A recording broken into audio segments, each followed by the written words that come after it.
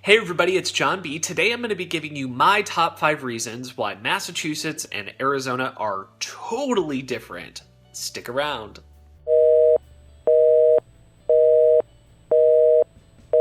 Okay, so number 5. The first thing that I noticed when I came to Massachusetts versus Arizona is that the people are just totally different. There's just a totally different mindset. I would definitely equate it to the whole West Coast versus East Coast thing. East Coast is very like, get business done, get to where you're going, just do it sort of thing. West Coast, on the other hand, take your time, chill, relax, be friendly to everybody. You know, basically don't be a terrible person. You probably realize that my bias is slightly towards the West Coast. I found that East Coast people are definitely a little more difficult to approach at first. Everybody's a little bit more,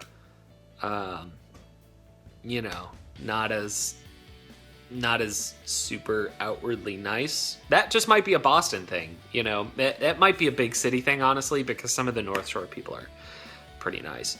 But yeah, Arizona people just, you can go up to somebody and start talking to them on the bus. Not that you would, because, there's not a lot of interesting stuff going on a bus in Arizona. So number 4, this is going to be, again, slightly biased.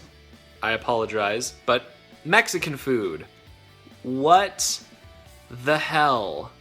Why is there no good Mexican food anywhere in this region? Like, I get it, Arizona's literally just like right next to Mexico. We share a border, but come on. Like, there's nothing. There's just no good Mexican food. I've tried some of the big, local chains. Anna's is supposedly amazing. I absolutely detested it. It's really difficult, which is one of the reasons why I make a lot of my own Mexican food, because I just can't find it. I don't know where it is. If somebody knows good Mexican food, leave a note in the comments and I will go and check it out, and I will make a video and eat it in front of all of you, which I'm sure every single one of you are super excited for me to do, but I just can't find it. So number 3, this might be an obvious one, but the weather is just different. When I read Samuel Clemens or Mark Twain's poem or speech on New England weather, I took it as kind of a joke. I'm shocked that the weather out here is so bipolar. It's insane. I mean, right now it's rainy. This morning, all of the streets were flooded, and now it's cleared up, and it's okay, but I'm sure later that I will probably drown because there's so much water around here. Arizona, it's kind of predictable. It's dry or it's wet. And that's about it. So number 2, I'm going to hand this one to Massachusetts. Public transportation, worlds better than Arizona. I mean, I didn't even think public transportation was a concept when I lived in Arizona. There's a system of buses. Just recently built a light rail. There really is no public transportation in Arizona. It's a straight line, and it gets you to the ASU campuses. That's pretty much it. That's the reason why it exists. It's also extremely inconvenient if you are a driver. The light rail actually runs on the street, so they actually carved out parts of the street in order to build the light rail, and so it runs along with the cars. And the timing, it's a sore spot for me, because I was there, like, I was about to leave as it got rolled out and it was running, and I absolutely hated it. Massachusetts has just tons of options, and I assume because there are just more people here. You have the T in downtown Boston, so if you're trying to get anywhere in downtown Boston, just take the T. It's much faster than taking a cab. The buses are decent. They're not great by any stretch of the imagination, but they get you to where you need to go, albeit it'll take 2 hours, but, you know, whatever. There's ferry transport, so you can get on a boat and you can transport places. And, forgetting something. It doesn't matter. Lots of public transportation in Boston and in the Boston area, so good one, Massachusetts. And number 1 on my list, roads. Why?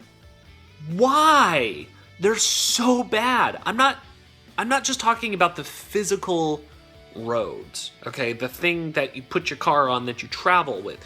Those are bad. But why is the signage and the lighting terrible? It's all terrible. In Arizona, I'll give you a little comparison here. So in Arizona, there's lights everywhere. Like, maybe it's a bit of an energy suck, but there's lights everywhere. Like, everywhere you need to be, you can see where you're going. And that would make sense, especially if there's like a sandstorm or if it's really rainy, because it actually does get really, really rainy in Arizona during monsoon season.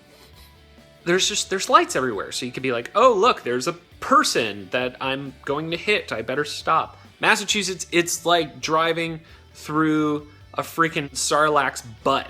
It's just nothing. There's no lights anywhere. And if you do get on a major highway that has lights, then, you know, you can just pray that everything is going to be okay. Because if you have lights, the roads probably suck as well. And signs, for the love of God, if somebody in the Massachusetts state government is watching this, please redo all of your street signs. Every single one of them. I can't read any of them.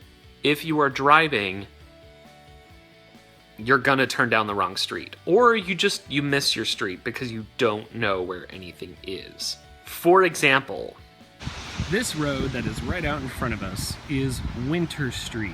So there's the Salem Common, and this is Winter Street. Now, this road right here that you would come down is Pickman Street. That's Pickman Street. That's Winter Street. So you would assume that the sign would say Winter Street and Pickman Street. No. So those are my 5 big differences that I've noticed between Arizona and Massachusetts. Clearly, if you have your own list or if you have your own ideas, post them in the comments and let me know. Okay, so I'll see you next time for my next video. Bye!